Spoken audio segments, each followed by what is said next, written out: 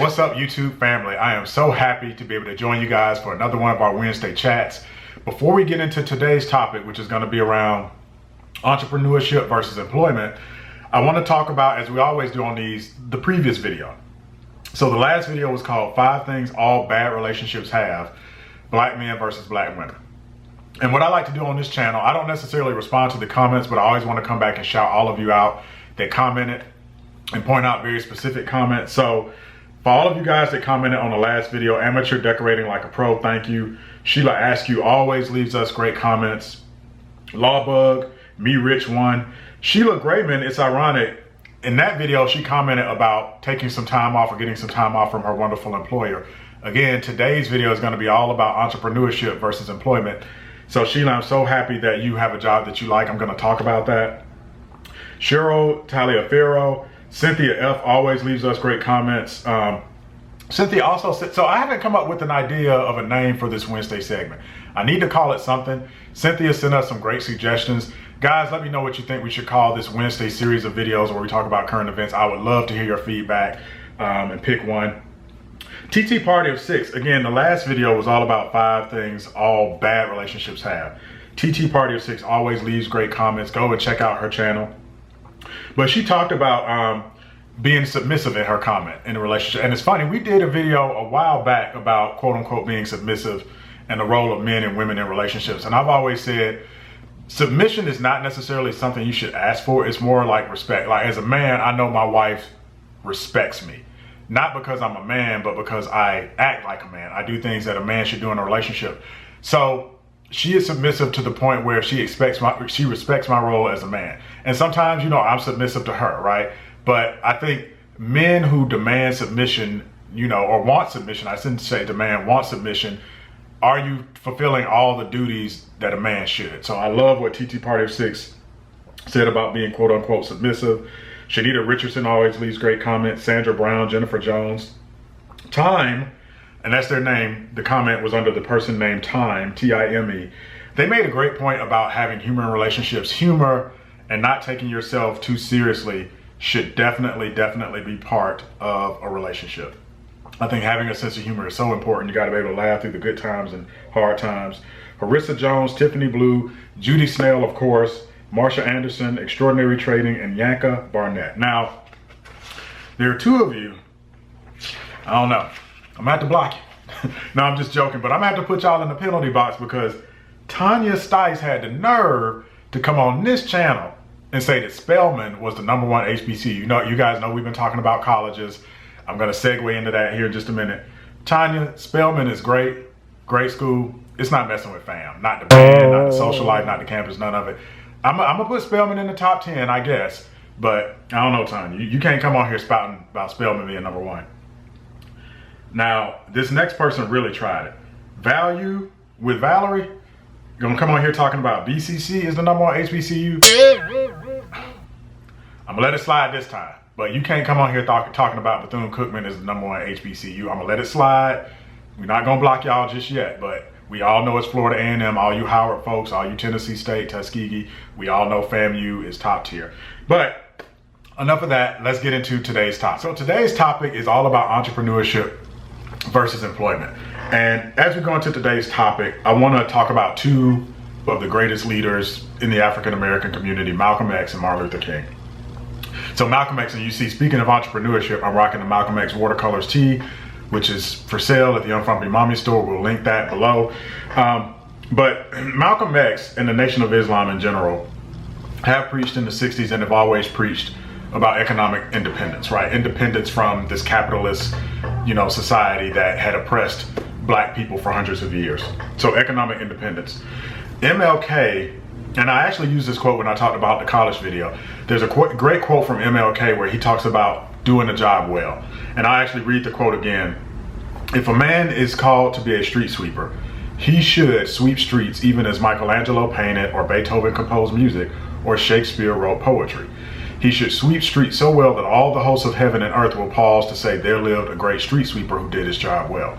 So on the one hand, you have this message from MLK certainly supported entrepreneurship, but I want to kind of, you know, talk about the 2 different messages here. MLK is giving just a message of do your job well. Even if you're a street sweeper, even if you work for somebody else, do your job well. You know, Malcolm X, I think was very much on the economic independence for African Americans. So a lot of this discussion around employment versus entrepreneurship is around who is right, especially in 2021, where we are today. And from a historical perspective, it's interesting, you know, we all know that segregation kind of forced black people in America to be entrepreneurial, right? We were cut off from the mainstream capitalist economic society. We all hopefully should know the story of Black Wall Street and what happened in Tulsa, Oklahoma. So that is certainly a message that started in the 60s. Again, before the 60s and integration, you could argue that black people had more of their own economic base. And did integration and where we are today, did we lose some of that? So in the context of that, I want to talk about 5 thoughts and myths about entrepreneurship versus employment. And I do this from a position of experience. Throughout my career, so I've always worked in corporate America, right? From the time I graduated college, I worked for Fortune 500 large companies. But both my wife and I, my wife was a teacher, so I kind of have the public sector experience, she has the private sector. But we've also always been entrepreneurs, right? Throughout our marriage, we've always done, you know, little side hustles, large entrepreneurial things, you know, big things, small things. We've always had kind of an entrepreneurial experience. So we have a good kind of rounded experience in this house of working in public sector, private sector, entrepreneurship. Let me know in the comments what your experience is. So before we get into our 5 thoughts or myths about entrepreneurship versus employment, you know, I want to say this theme is very similar to the previous discussion we had about going to college versus not going to college, in that it's a very nuanced discussion. And one of the things I find interesting was when people say, and I think this is more on the entrepreneur side, you have to be an entrepreneur. Like if you're not an entrepreneur, you're not doing anything. Dame Dash, the former CEO of Rockefeller Records, you know, Jay-Z's old partner, you know, that started and ran Rockefeller and did a great job. But I've seen a lot of his interviews, and, you know, a lot of his platform is based on, if you're not starting your own business, if you're not an entrepreneur in some way, shape, or form, then you're not doing anything with your life. You're not being progressive. And I think it's a little bit, I understand what he's saying, but I think the conversation is a little bit more nuanced. Just like the college versus not going to college, right? Again, that conversation we had, it's like, some people need to go to college. Not everybody is born to be an entrepreneur. And just because you go to college doesn't mean you're not going to be an entrepreneur. There's some of us that just have it, that after high school, they understand technology, they understand marketing, they understand how to sell, because entrepreneurship is really about sales, and they can go right into entrepreneurship. There are some of us that need college. And even after that, when we get into our 20s, entrepreneurship is not right for everybody, nor is working for someone right for everybody. So again, the purpose of this video is to really make it a more nuanced discussion, and not to knock people that work a 9 to 5. Again, I'm gonna go back to the MLK quote. We don't wanna knock people just because they're working a 9 to 5. And it's not as simple as everybody going out into the streets today. Every African American, every black person in America going out into the street and starting their own company and saving, you know, uplifting the black race. I definitely think that's part of it, and we'll talk about why it's important, but we'll also talk about why it may not be realistic for everyone. I want to say this too. Entrepreneurship should not be an excuse for not working, and let me tell you what I mean. We all know probably somebody that doesn't work, that's underemployed or unemployed, and their excuse is, well, I can't work for anybody else, so I'm gonna start my own business. But they've been working on their own business and having pipe dreams for 1, 2, 3, 4, 5 years, right? And at a certain point, you have to feed your family, right? You've got to take care of your family, you got to take care of yourself. So nobody should be above working a 9 to 5, right? And there are a lot of people are very fulfilled working 9 to 5 jobs, having a career. So we're gonna talk about that. But again, think about that person, you know, that they're just lazy, right? Oh, I'm gonna start my own business next year, but until then, I'm just gonna, you know, sit around the house, collect a check, not really do much. That guy that's not supporting his family, that's not maybe paying child support, all under the guise of, I'm just waiting to become the entrepreneur and I'm gonna blow up and be this multi-millionaire entrepreneur. For most of us, unfortunately, in this capitalist, crowded economy that we're gonna talk about here in just a minute, entrepreneurship is not necessarily the way to become a millionaire. It can be for some people, but at a certain point, we have to be realistic about what our prospects are and how we can go down that path of entrepreneurship versus employment. So, Myth number one. What is our first myth around employment versus entrepreneurship? And this is the one I gotta go back to Dame Dash a little bit, because he kind of says this, you know, and I think he kind of perpetuates this. Myth number one is everybody that works a 9 to 5 is miserable. Absolutely not true. And I think this gets down to people that have a career and have experience with careers versus jobs, and there is a big difference, right? Matter of fact, going back to the whole college debate, the purpose of going to college, if you're going to work a 9 to 5 after college, is to have a career, right? I tell my son, you want to have a career path. You want to go to school for law, and then you want to study law. You want a profession. You want to be a nurse practitioner or a doctor or a teacher, a career. And careers can be very fulfilling. I've been, again, since college, I've had a career. I've worked a 9 to 5, as well as the entrepreneurship, but primarily 9 to 5. And I've always enjoyed my job. Now, you notice I put enjoyed in quotes. This is what I say about a 9 to 5. It's like anything else. And I know all of you have experienced this. There are days, weeks where I love my job. I got a great week. I'm hitting the ground running. Everything's running smooth. There are days or weeks where I hate my job. It's just that ebb and flow. But I think for the most part, if you get into the right career, you can really enjoy it. And I say enjoy in quotes because at the end of the day, folks, work is work. I'm sorry. Having done both, having done entrepreneurship and employment, it's all work. I know people want to sit and say, oh, I think there's this undercurrent that if you're an entrepreneur, it's going to be fun and you're your own boss. No, it's work. Even if it is a hobby, it becomes work. There's an expression about entrepreneurship. You get to pick the 80 hours a week you work when you're an entrepreneur. So yeah, you got some flexibility, but it is a lot of hard work. And quite frankly, I think this idea that happiness from work, that work will make you happy, is a myth. I don't think, my personal experience, I don't think any true work that brings in a lot of income is going to fulfill you or make you happy. Entrepreneurship or employed. I think happiness comes from what you can do with the money you make. Taking vacations, you know, even buying material items. There's nothing wrong with being a little materialistic. I don't think you should overdo it. There's nothing wrong with being a little materialistic. What you can do with your family, having fun. Work is a means to an end. The people that are truly happy are retired people and babies. Those are the people that don't have anybody to answer to. So, and by the way, you know, I do want to recognize that discrimination in the corporate workplace is a factor. So I get that. I get that a lot of us as African Americans and black people are weary of going into the workplace because we think there's going to be so much discrimination. But I would say it's a self-fulfilling prophecy, right? The more of us that get into these corporate infrastructures that have higher executive positions, the less discrimination you'll see. So I'm glad, and I do think things are getting better. They're nowhere near where they should be, but for women, for people of color, things are getting better. But again, happiness is not going to come from work. You know, they say that money doesn't buy happiness. I call BS on that. I think if you work and you make a lot of money, you can absolutely buy happiness.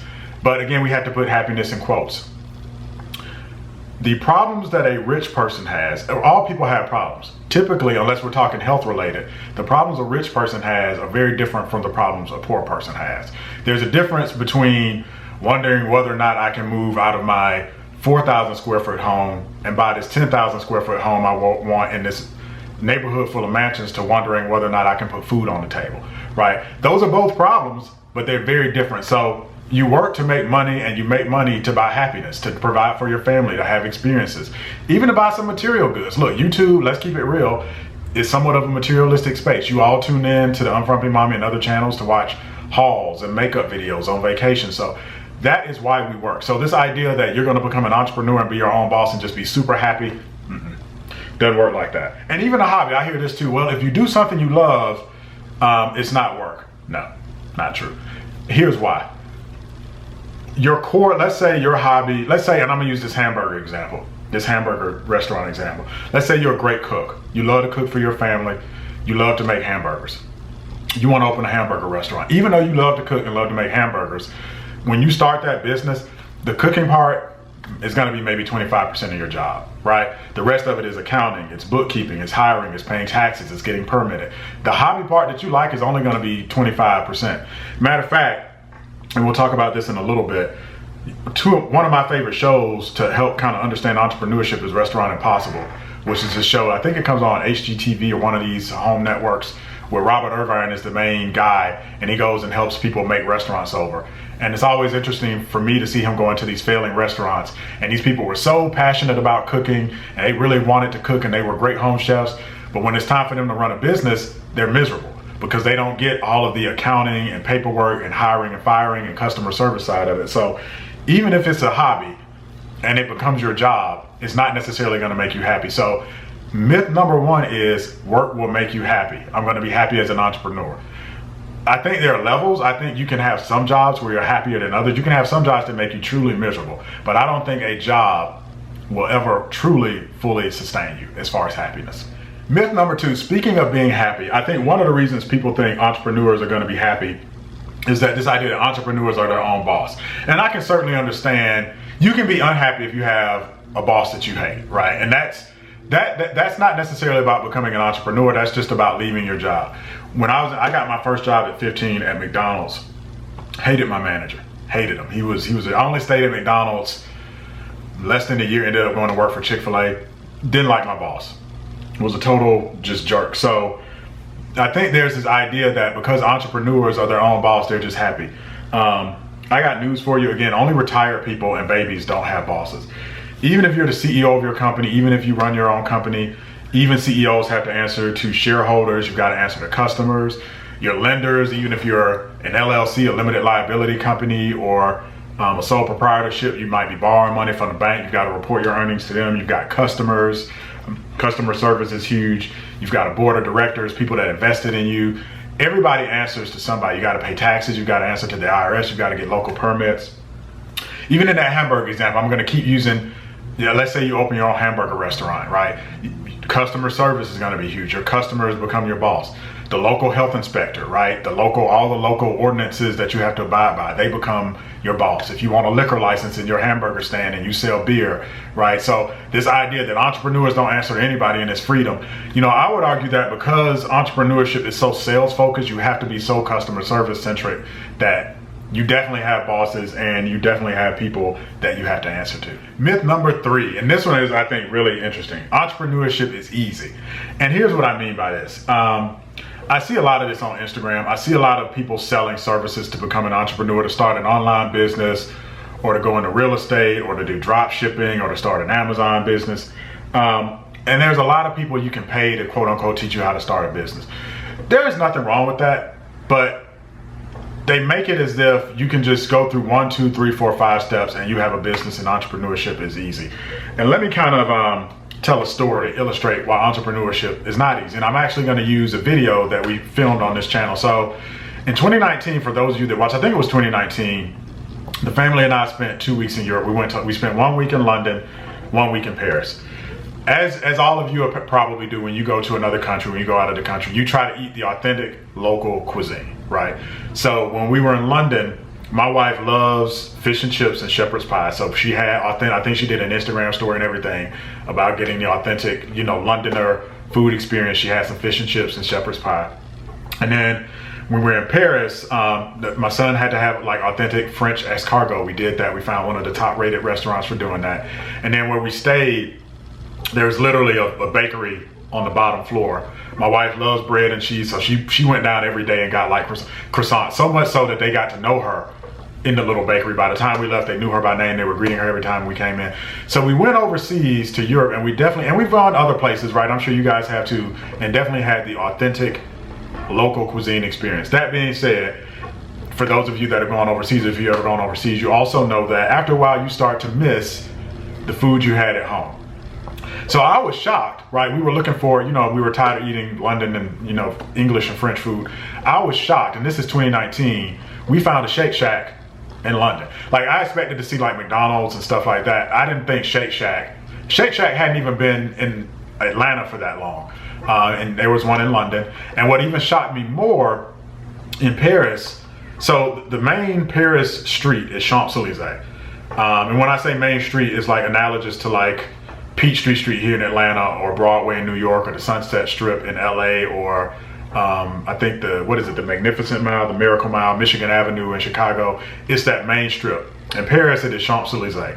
That's the main strip. That's where all the famous boutiques, Louis Vuitton, the wife went to Louis Vuitton, and Chanel, I think the Arc de Triomphe is there. It's their main drag. Huge tourist attraction, obviously. So we went there after a few days in Paris, and we were hanging out, and we just wanted some American food. I was shocked. We ate at a Five Guys. on Champs-Elysees. Now remember, this isn't Five Guys that's in some back alley tucked away somewhere. This is Paris. This is Five Guys on the main, like the street in Paris. Not only was it a Five Guys, because again, you expect to see McDonald's, but Five Guys is, you know, fairly new, even here in Atlanta, you know, by my standards. It was packed with French people. You know, there weren't a bunch of Americans eating. It was all French people. I think I had to wait in line like 15, 20 minutes to eat. We ate out on the sidewalk. It was kind of set up like a French bistro, which was funny. It's like you're eating at Five Guys, but it's bistro style. Ate out on the sidewalk. Of course, when you go to other countries, you know, they give you the drink with no ice in it, with no refill. So I got my lukewarm Coca-Cola. But the Five Guys was delicious. It was really good. And what tripped me out about that was I just couldn't believe this Americanized food was on Champs-Elysees. You know, if you know anything about French culture, and I think it's weaned a little bit, but the French are very protective of their culture. I actually used to work for a French company. And I remember like when they were putting Disney in France, like there's a Disneyland outside of Paris. The French were protesting because they didn't want this Americanized brand. You know, Disney is highly influential and they didn't want this Americanized icon in Paris. They felt like it diluted, you know, their Frenchness, right? Their culture. So they've always been very, very protective of their culture, of their language. So I was shocked to see a Five Guys on Champs-Elysees. Really shocked. The other thing too that's interesting, again, Champs-Elysees in Paris, this Louis Vuitton and Chanel, I think Hermes, all the little stores that my wife loves. One of the best stores, and the stores are beautiful. Like the stores are gorgeous. When you go in, it's an experience because it's Champs-Elysees in Paris. I'm gonna tell you one of the best looking stores, I don't even know if it's still there, Abercrombie and Fitch. Yeah, Champs-Elysees in Paris. I don't remember, I think it was on Champs-Elysees. If it wasn't, it was like right off. Like my son doesn't shop like that, but he likes Abercrombie and Fitch, but he doesn't like to go into stores. That store was so beautiful and so well laid out. I think he spent probably 30 minutes, an hour just in Abercrombie and Fitch, like the quintessential American brand. And it was crowded on Champs-Elysees in Paris. Why am I bringing all that up? Like, Eric, why are you telling us the story? Again, think about the hamburger example I've been using. You want to open, as an entrepreneur, this hamburger restaurant. Not only do you have to compete with McDonald's, and of course we saw a lot of McDonald's in Paris and London, as you would expect. You got to compete with the Shake Shack, and like I've never had a bad burger at Five Guys, right? Or Shake Shack. And they have become so big that they're in London, they're in Paris. I'm sure there are some places I haven't been that you guys could call out. Matter of fact, in the comments, do this. Because I've had a lot of experiences like this. Name somewhere that you went that you thought was maybe exotic or different and you were surprised to see an American company, an American brand, right? I remember going to Aruba years ago and we ate at like Texas de Brazil, which is like Fogo de Chao, but we were in Aruba, like on the beach. So, matter of fact, you guys know we're going to Mexico here shortly. You know that stereotype, that meme about black people, whenever black people travel, they gotta find the closest Walmart. We've already found the Walmart that's near our hotel in Mexico that we're gonna go to when we get there. So name somewhere that you traveled that was maybe international or overseas that are exotic and you didn't expect to see a certain brand, but it was there and it was crowded and it was packed. I call it the franchising of the globe. Like the whole globe is becoming one big franchise. And it's kind of sad if you think about it, because a lot of places, you know, you do kind of lose some character, right? Were we necessarily getting the full French experience by eating at Five Guys in Paris? You know, it's kind of, you don't get as much unique local cultural heritage. I tell you, Walmart has put so many small businesses, right, out of commission. It's unbelievable. And I've seen documentaries on how Walmart has just ran these little mom and pop businesses out, especially in smaller towns. So it is very difficult to be an entrepreneur when everything is a franchise. Everything is everywhere. Targets, Walmarts, McDonald's, Five Guys, Taco Bells. You go to the Middle East, they've got every fast food franchise that we have over here, and they're big. Like the Middle Easterners are really into KFC and McDonald's and Burger King. So it's difficult. So this idea that you can just be an entrepreneur and just have a product and just sell it, think about the people you got to compete with. Think about if you are selling clothes, you've got to compete against H&M or the Zars of the world. How do you do that? Now, I say entrepreneurship is not easy. Please, please, please, if you don't take anything else out of this video, please go out and be an entrepreneur. If you have it in you, if you have that entrepreneurial spirit, please go out and do it. This is not to dissuade anyone. This is just to break past some of those myths that it's going to take you a couple of weeks and you're going to be off and running and you just have to buy inventory and start a website and you're just going to sell, sell, sell.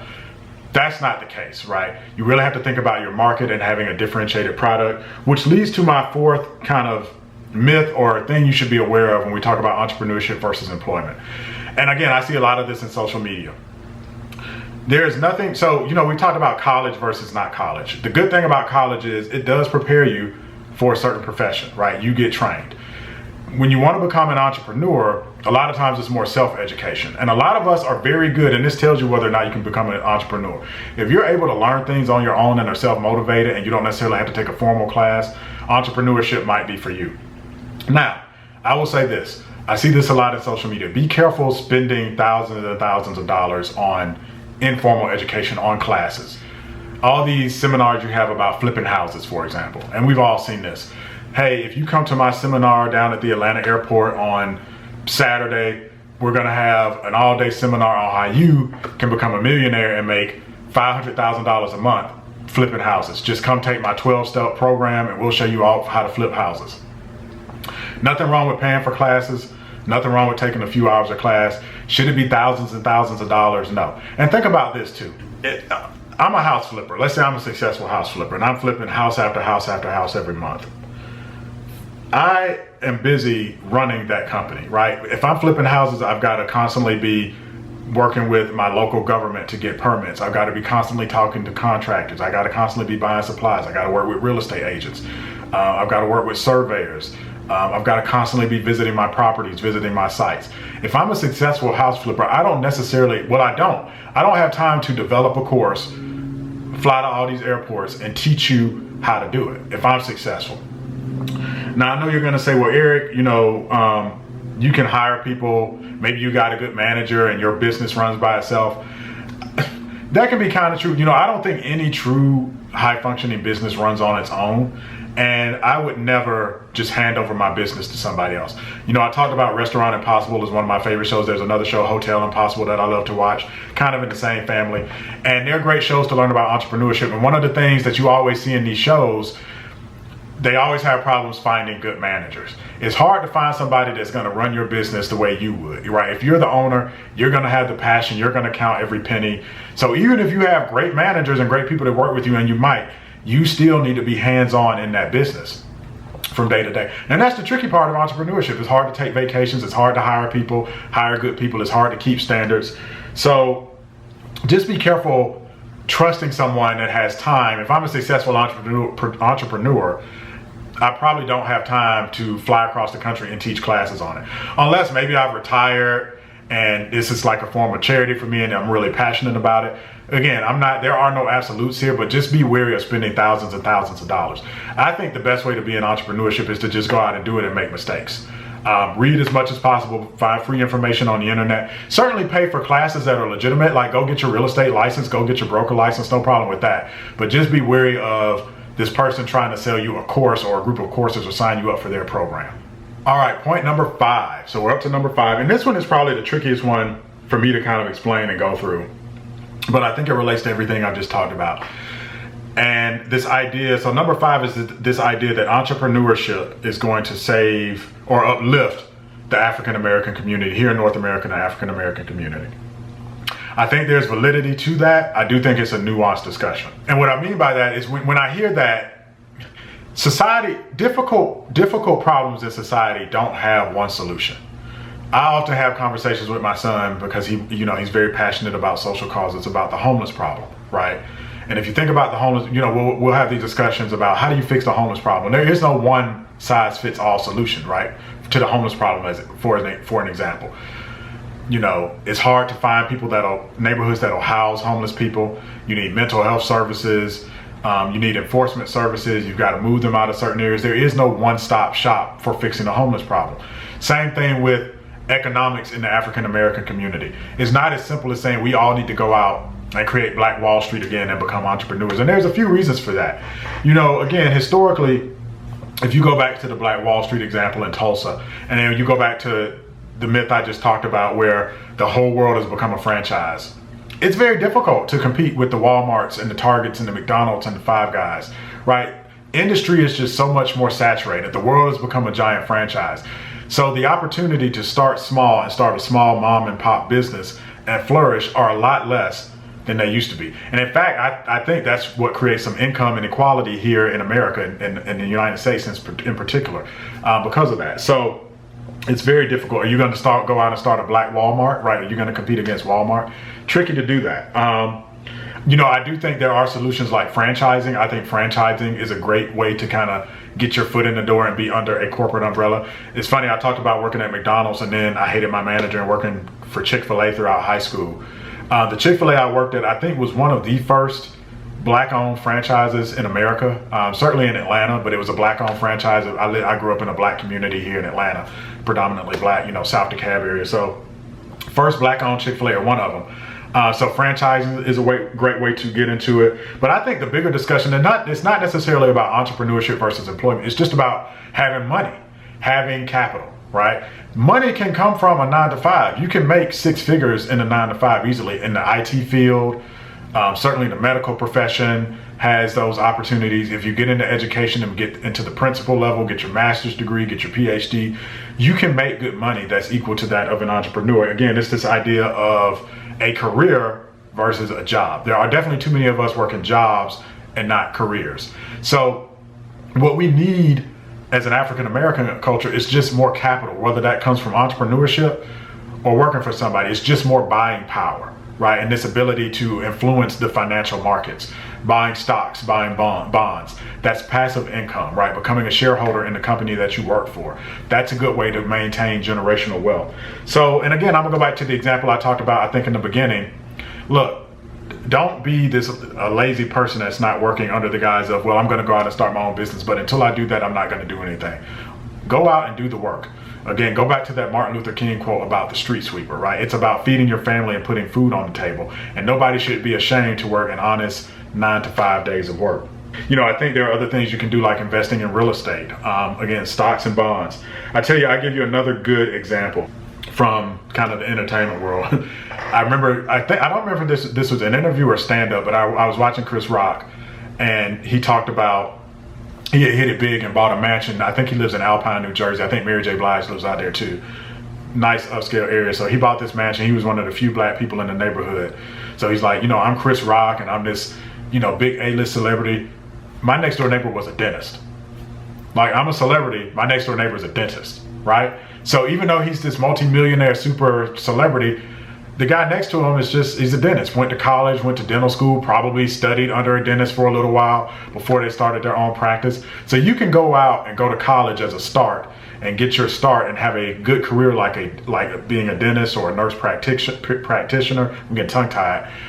Nurse, engineer, actuarial scientist, a lot of these careers you've never even heard of, and make 6 figures and then branch off into entrepreneurship. Or you make so much money you can buy rental property, right? You can invest in stocks, you can invest in bonds.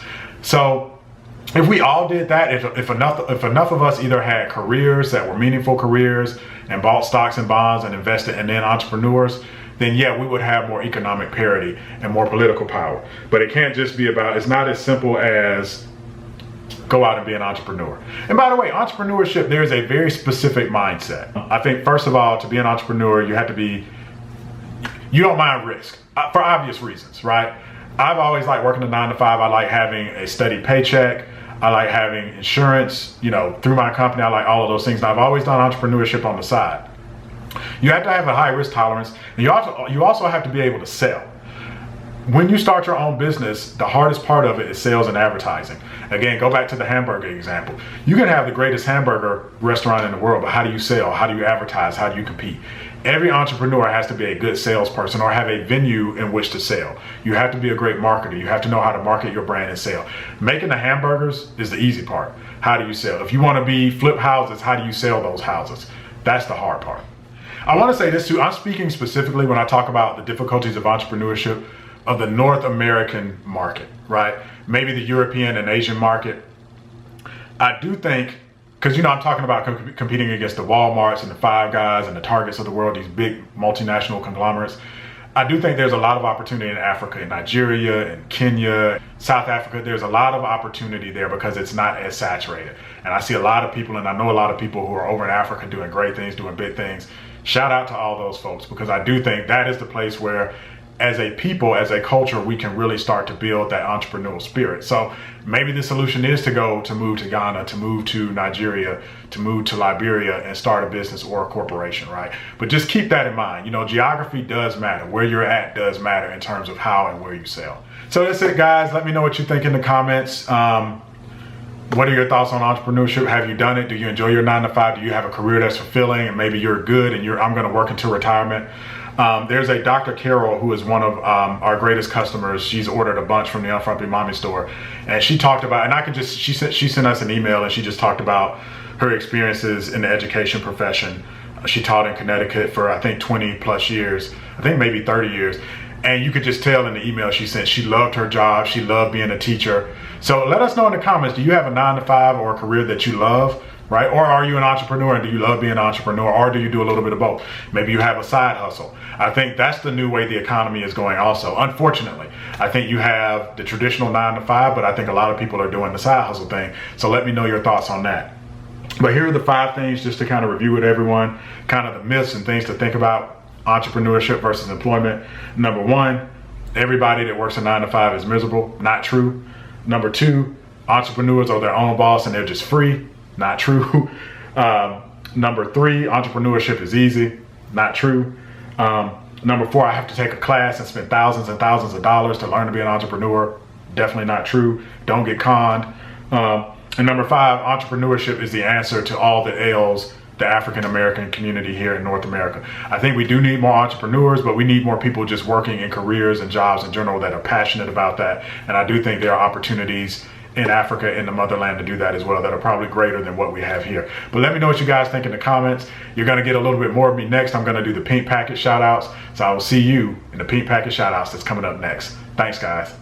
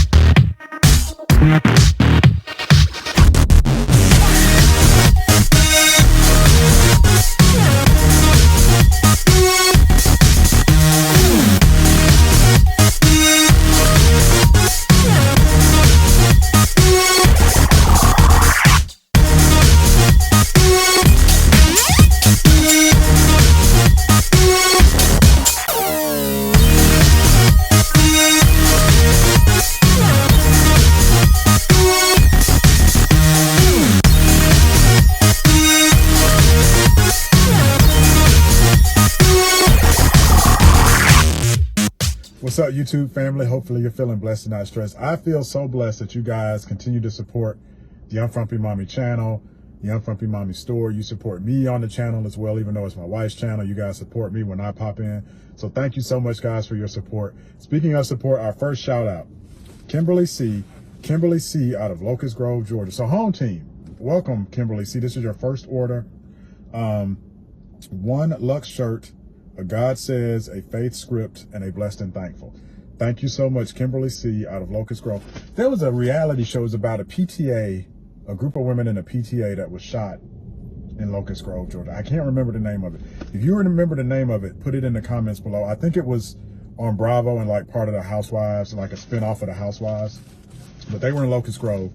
Locust Grove is a beautiful suburb just south of Atlanta. We always pass through there when we go through Orlando. So shout out to Locust Grove, beautiful neighborhood, or beautiful community suburb. Thank you so much, Kimberly C, for that first order. And ordering 4 shirts on your first order is big. Next order, another first order, Michelle T, another home team, a lot of Georgia, Lithonia, Georgia. Thank you so much, Michelle T. She ordered one of the oldies with goodies, a blessed, thankful, repeat. Thank you so much, Michelle T, for that first order. Welcome to the family. Next order, second order, Catrice J out of Iowa Colony, Texas. Haven't heard of Iowa Colony. Catrice, so welcome to the family. That's a new town. I'm still learning my geography through reading you guys' addresses. She ordered Rich Auntie Vibes and Brown Sugar Baby, or Brown Sugar Babe. Thank you so much, Catrice J out of Iowa Colony, Texas. And last but certainly not least, Fatisha S. Love that name. out of Lumberton, New Jersey. Fatisha S out of Lumberton, New Jersey. Apparently you're a lover of all things R&B, especially kind of old school R&B. Well, old school by 2021 standards. To me, old school is more like Isaac Brothers, Earth, Wind, and Fire. But to this generation, to the millennials and the Gen Z, this is old school. Whitney Houston and Diana Ross. I guess Diana's old school, the Supremes. So thank you so much for Fatisha S for ordering those iconic shirts from those two iconic ladies. You yourself, Fatisha, are an icon, and I will see you guys on the next Pink Package Shout.